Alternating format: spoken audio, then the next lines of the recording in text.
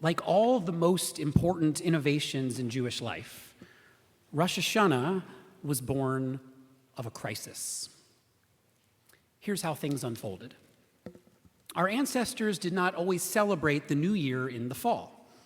If we look in the Torah, we'll find that the Israelites originally observed their new year in the spring, seemingly a more obvious time to mark the beginning of a new year, as the days are growing longer and warmer and the world seems full of potential.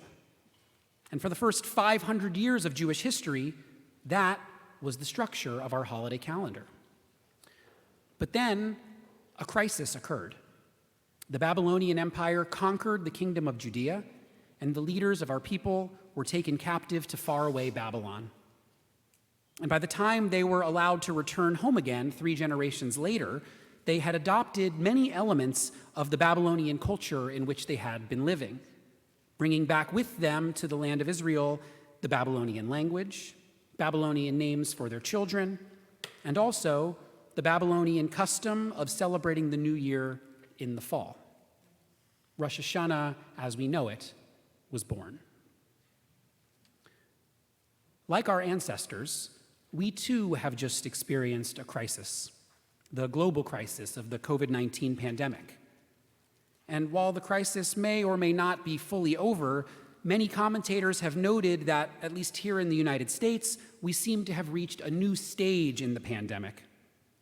Last month, the CDC published a statement saying that the virus is here to stay. Accordingly, they also issued a new set of guidelines intended to widen our public health objectives so that we're no longer focused only on minimizing the spread of the disease, but rather are focused also on how we as a society can learn to live with the disease. Like our ancestors who returned home from captivity in Babylon, we, it seems, have now hopefully made it through the worst parts of this crisis. And just as they returned home with some of their cultural customs changed, most notably moving the new year to the fall, we too must now take stock of all the ways in which the pandemic has changed our world so that we can begin the critical work of recovering.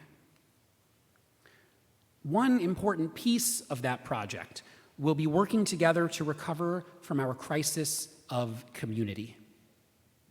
Since the pandemic began, many of us have spent less time meeting up with friends at the local coffee shop, less time catching up with a neighbor at the Oneg, less time getting to know the parents of the other kids with whom our children are in school.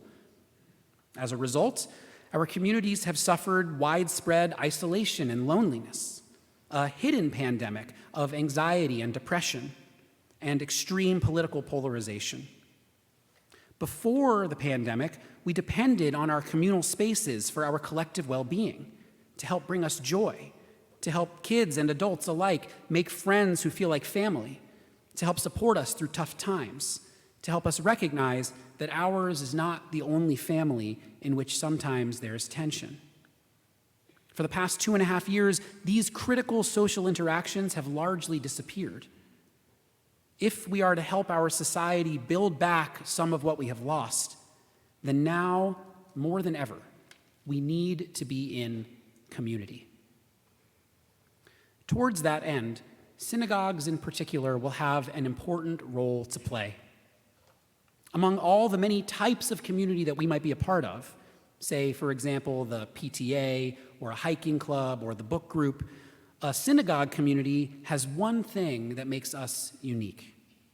In a synagogue, we understand that community is not just good for us. Rather, here we believe that community is sacred. For us Jews, community has always been at the center of who we are and what we do. Consider, for example, how we American Jews sometimes have trouble describing our Jewish identity. We say things like, I feel really Jewish, but I'm not at all religious. Or, for me, it's not about the religion, it's just about the traditions and the values, though we often struggle to articulate precisely what we mean by that distinction. Or, on the other hand, consider the statistics from the Pew Research Center showing that 1 in 4 American Jews identify as Jews of no religion, a description that, when applied to any other religious group, would seem to be a contradiction in terms. To help us make sense of this confusion, we might look to the 20th century Jewish thinker Mordechai Kaplan. Kaplan was himself a student of the French thinker Émile Durkheim, the founder of the modern field of sociology. Durkheim demonstrated that religions don't come from the top down, rather, they form from the bottom up. In contrast to the traditional view of religion, where a divine being reveals a set of beliefs and practices to a prophet, who in turn reveals them to the people, Durkheim showed that, in fact, the exact opposite is true, that religions begin with the people.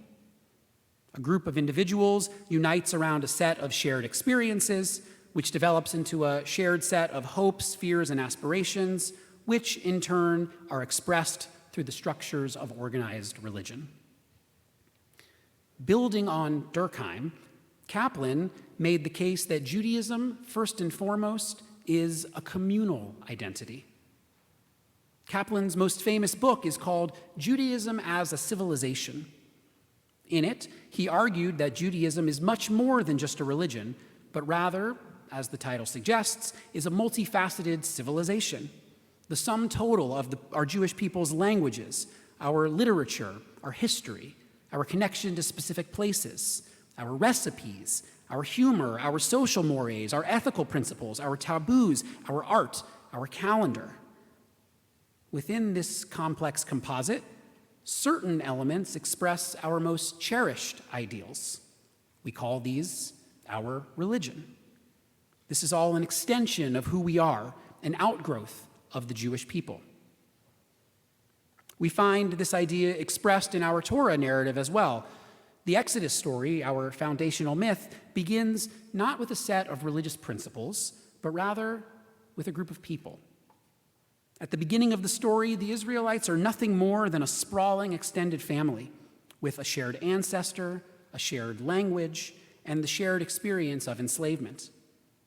It's not until much later in the story, when they reach Mount Sinai, that they develop any sort of spiritual insight. Before they become a religion, they are first a community. But why, we might ask ourselves, do we believe that community is sacred? When we can find community in the PTA or in a hiking club, what is it that makes the synagogue community unique? To help us answer this question, we might look to the contemporary German philosopher Byung-Chul Han. Han asks us to consider the process by which a flower blooms. It begins with a seed, which sprouts into roots, grows a stem, forms a bud, until after many months the bud bursts forth into petals, at which point we tend to say that the flower has fully blossomed. But even then, Han argues, the flower is not yet fully complete. There are aspects of the flower that are not fully realized until the flower is brought into relationship with something else. Can a flower see its own color? Can a flower smell its own fragrance? A flower is not fully complete, Han argues, until it is beheld by another. So often we go through our lives like a flower that has not been seen. If we're lucky, then on occasion we've experienced moments in which we did feel seen by a friend who listened, by a mentor who brought out the best in us, by a partner who loved us even with our faults, by a sibling who understood us deeply on account of knowing the long arc of our life's story. The 20th century Jewish thinker Martin Buber wrote about encounters such as these. Buber argued that when a person is fully seen, three things are transformed. The person who has been seen is transformed on account of their beauty having been realized. The person who is seeing is transformed for having experienced so rich an encounter. And as a result, for both people, the whole world is now transformed because they recognize that all things contain the potential for beauty. Or, as Buber would have put it, when a person is fully seen, then God is made present. This idea, too, is expressed in our Torah narrative. when the Israelites finally do reach Mount Sinai, that moment in which they at last become a sacred community, their transformation occurs not because God reveals to them some set of dogmatic principles, not because God legislates for them some set of arcane rituals, but rather because they and God enter into a relationship. God appears to the Israelites, addresses them by name. God decides to enter their camp, to dwell among them, to travel with them wherever they will go, a relational partner who sees and understands them deeply. It is only when we are seen and understood that we can become fully human. And this is why we Jews believe that community is sacred. In order to help our society recover from the pandemic, we will need synagogues to remind us of this important principle. So what, we might ask, should a synagogue do in order to fulfill that unique role? What would a congregation look like if we were to channel all of our resources towards building sacred community? It would mean, as is already the case here at Temple Beth Shalom, that we support a culture in which each person feels comfortable to come as you are, where we can bring our fullest, most authentic selves, where we can show up not only with our joys, but also with our doubts, our worries, our life challenges, and know that still we will be embraced, that our whole self is welcome here. It would mean congregants showing up for other congregants at every stage of the life cycle, delivering a home-cooked meal to a family that's just welcomed a new baby, cleaning up the dishes at the end of the Shiva visiting hours, bringing those little battery-operated Shabbat candles to a fellow congregant who's in the hospital, making a tzedakah donation in honor of the recent bat mitzvah celebrant. It would mean investing in reusable name tags for every congregant to be worn at every synagogue gathering, because no one knows everybody, because everybody on occasion forgets a person's name, and because every single person deserves to be known. It would mean fewer lectures by guest speakers and instead more small group conversations, fewer gatherings with rows of chairs and instead more gatherings in one another's living rooms. It would mean, like we do here, that in our religious school, the first thing that our students learn is one another's names. That our educators recognize that just as important as the curriculum is the person who is learning it. It would mean building a culture where those of us who are parents don't just drop our kids off at the synagogue, but rather have our own compelling reason to want to come inside, to catch up with friends over bagels and coffee, or for a conversation about parenting or current events, maybe even for our own Jewish learning. It would mean that we can talk about hard things, that we're committed to staying in relationship with one another even when we disagree about a political or a social issue, that we can learn to listen to each other. It would mean that we're not siloed by age cohort, but rather, like we do here, that our teenagers help to teach our children, that our seniors read stories to the kids in our preschool, that outside of our family, the synagogue might be the one place in our life where we have relationships with people who are not in our own life stage. It would mean that each person's gifts and passions are a critical part of our recipe for success. That, as long been the case here in this community, artists in the congregation have their work displayed in the synagogue. That writers deliver remarks on Shabbat and holidays. That congregants with interesting ideas to share and interesting stories to tell lead the conversation at Torah study. That whether your professional background is in finance or in interior design, we need your expertise. That if you've ever lived in Israel or if your family survived the Holocaust, we need to hear your story. That if you know how to blow the shofar or know how to chant Torah, or even if you don't but would like to learn how, we need you on our bima. Because each of us is needed to make our community strong.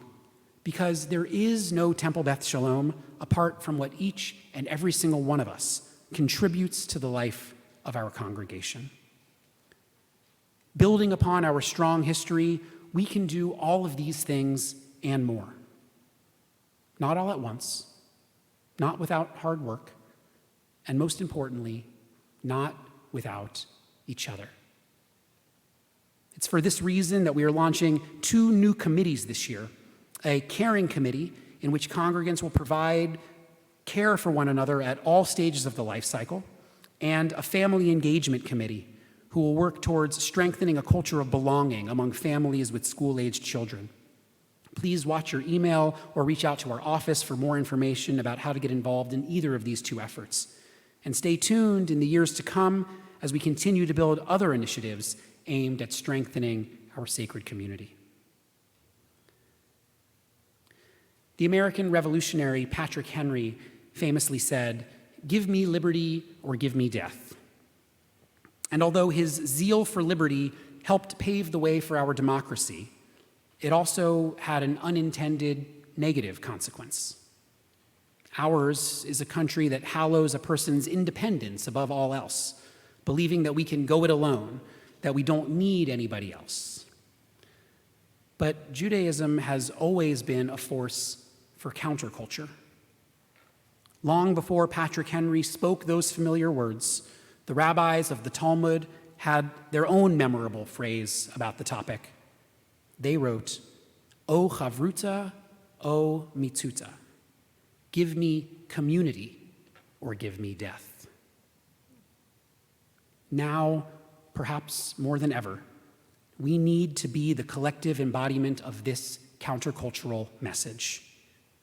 We need to remind the world that community is not just good for us, it is sacred, and it will be how we recover. Shana Tova.